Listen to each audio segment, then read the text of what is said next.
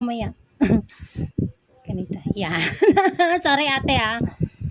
Sorry din kasi alam mo naman ako eh. Sabi ko Nasanay ako sa'yo, sa hayaan mo lang na bumigat. Ito tatanggalin ko na. Hala, sira na yung nasa ilalim talaga. Ang kapal na ng kuko mo. Sobrang kapal na.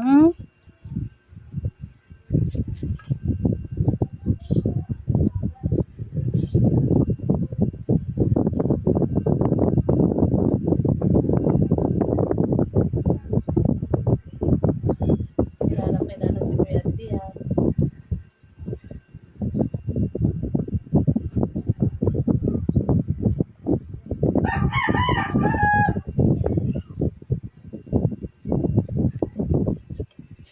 Po ako, pero Sumpod lang. opo, hindi po talaga yung sasabihin natin na ano.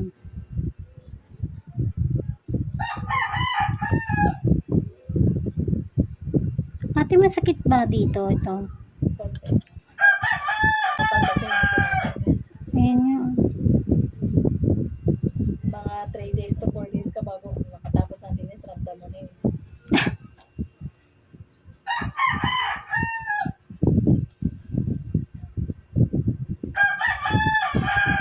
Wala na kasi yung tatanggalin ko po eh. Puro ano na lang. Overcut. Pero ang ito te, pailalim. Ako, nakakatakot yung kuko niya.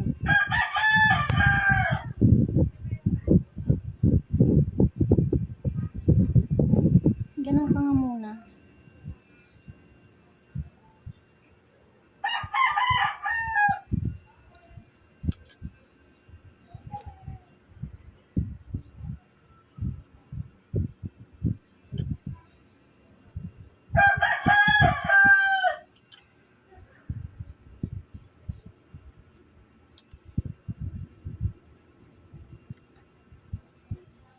Yan. Ate, wag mo nga i-slide yung paa mo. Yan. Sorry po.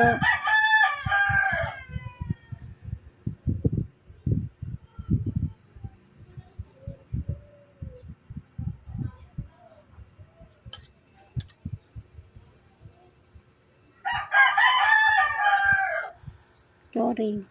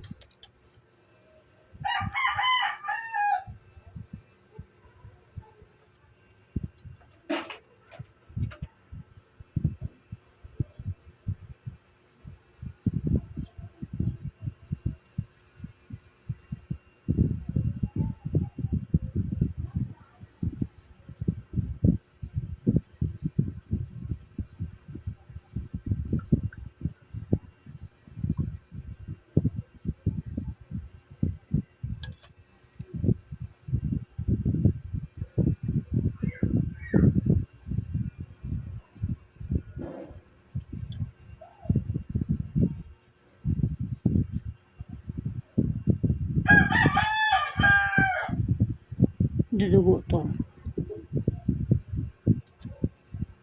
Masarap. Dikit na dikit eh. Yun. Dudugo to te.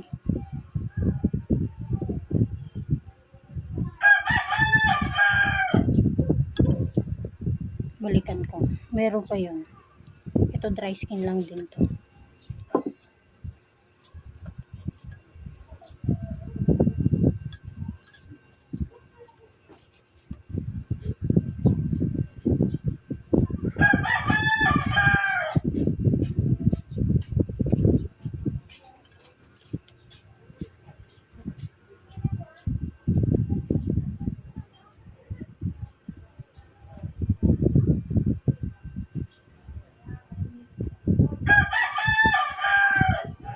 Sakit ate.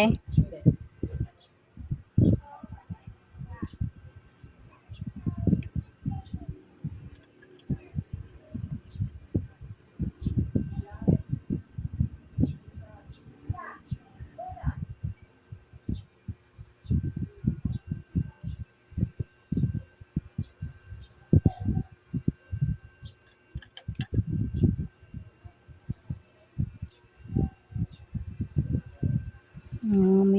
basura. Tinapon kasi yung balot ng hipon.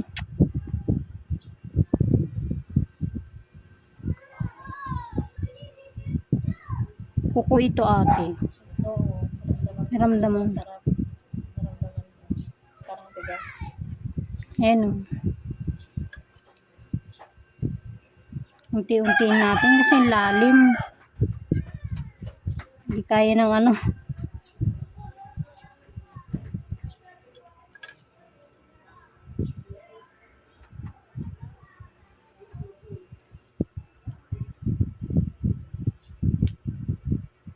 Ay, sikit po ba? Hindi.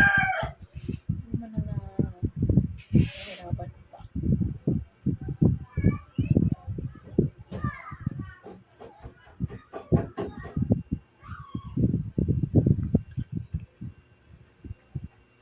Kaya mo pa bang yan ate? Yan. Malayo ba tayo o lalapit pa ako? Hindi, okay na.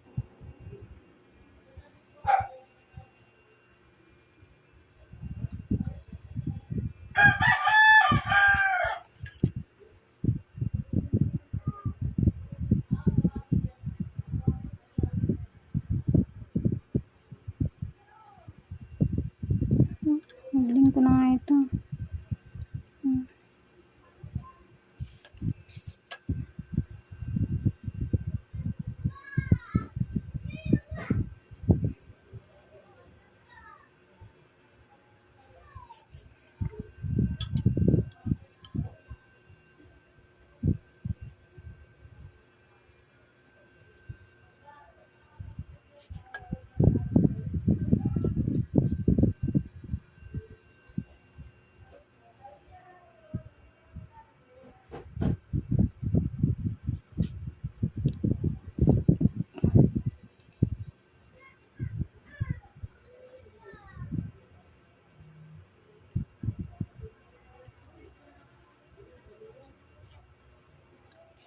Balikan ko pa yan pero wala nang kuko yan. Yun yung kuko na yun, tumutubo na yun.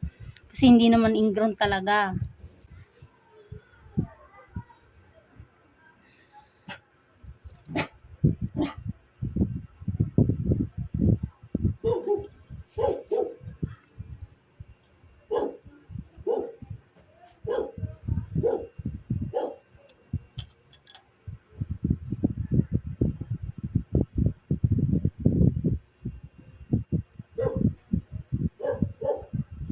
Lahat ng pumupunta sa'yo dito, schedule mo yun. Lahat. Opo. Walang pupunta rito na magpapalinis. Nasisingit. Oo. Opo, wala po. Hindi ka tumatanggap ng gano'n. Hindi po. Pero meron nagkataon na taga-Imos. Ang pagkakamali ko kasi naibigay ko agad sa kanya yung address. Full is exact address ko. Hindi siya nagsabi na magpapalinis. Yung pala, na murder na yung kuko, na dugo na yung kuko. Ay na, hindi nasugatan pero hindi nakuha. Taga-Imos Cavite siya. Pumunta siya sa akin, biglaan. No choice ako kundi ang sabi niya kasi nasugatan yung paa. Ipapatanggal niya. Andito na siya galing malayo Oo. Nilinisan ko na po. Sabi ko na lang, next time schedule po tayo ha. Buti nagkataon wala na akong tanggap nung time na yun Sakit ito yung ingrown ha. Dudugo to. Hindi mo siya Oo, hindi ko siya may entertain. May entertain siguro baka gabihin na kasi kung mag-aantay, di ba?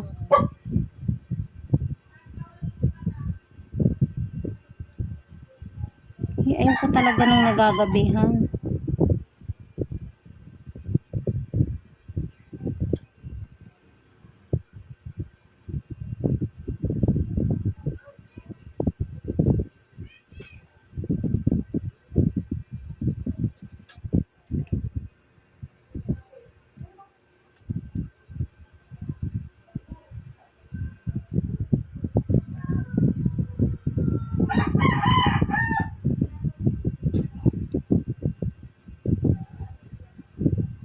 Sorry.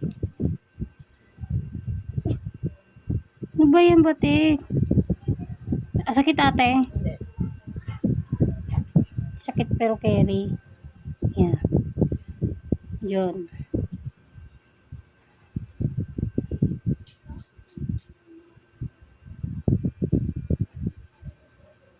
Mm. Sabi ko na, idudugo yun eh. Mm. Mm.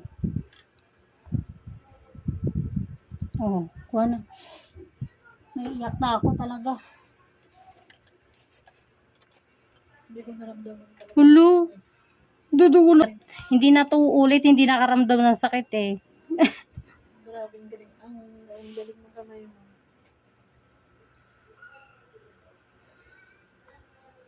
Kung iba yan, iiknap na ako niyan. Napapaganon nga minsan pagka sila. Sakit na. Ay, ate, gabagat. Eh? Titignan ko tayo kung mayroon pa ito.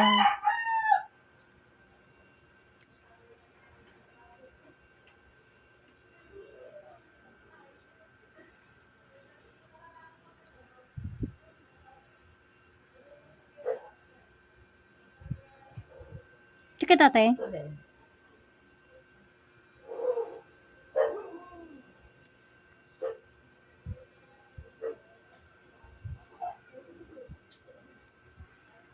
Hindi po yun pwedeng diretso. Sakit. Hindi.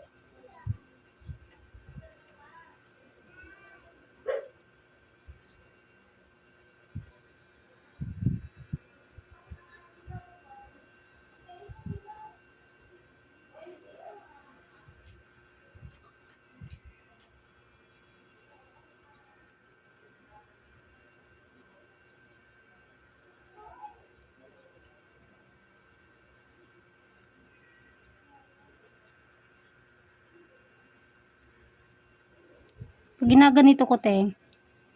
Hindi. Ano ba yan? Pati lang siya. Dry skin po. Manhid yata yung paa nyo eh. Dry. Siguro nasanay na rin yung paa ko sa Masakit. mga anong kamay. Bigat. Kaya nga, sabi ko nga sa'yo, hindi ko naramdaman yung kamay mo. Wala na akong palinis na hindi ang dumudugo.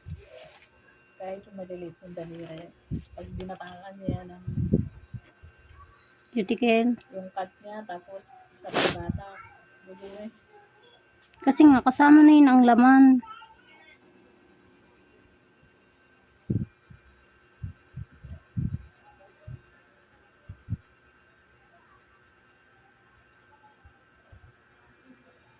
Yun, dry skin yan. Binabalatan ko na yan te.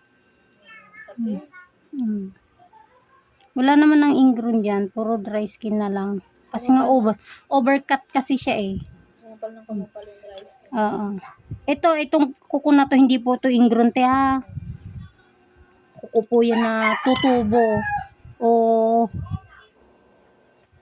pilit tumutubo pero hindi na po pinuputol. Parang alam mo yun, yung ibis na bubuo na yung kuko mo. Hindi siya bubuo kasi ginagalaw. Pinapakailaman, binabawasan. Sarap po.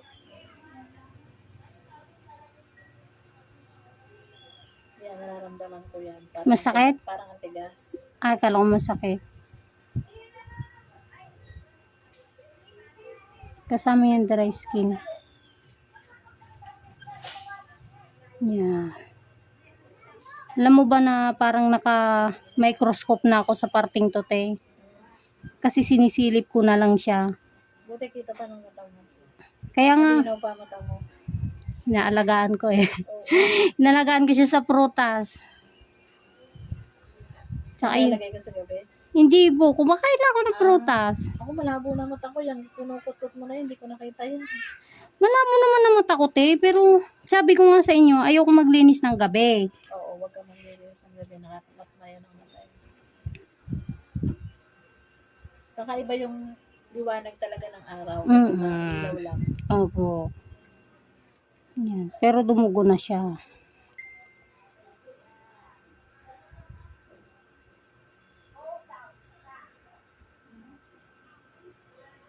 Sa mga nagchat-chat po na hindi ko po ma-replyan, alam niyo na kung bakit.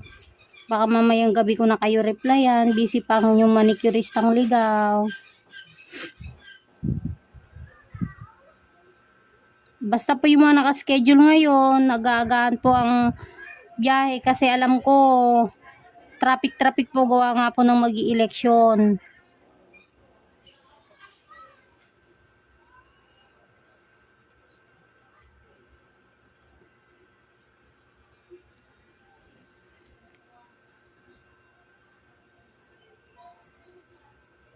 Ang daming maingay sa labas. Traffic nga te.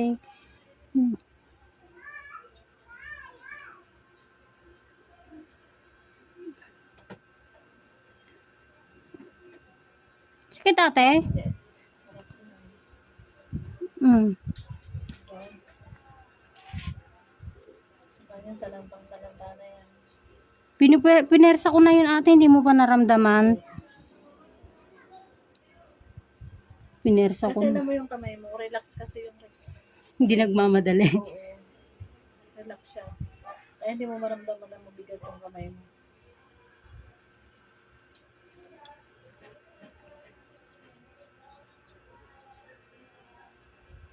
Hindi nga tumutuo ng kamay mo sa daliri eh. Lo.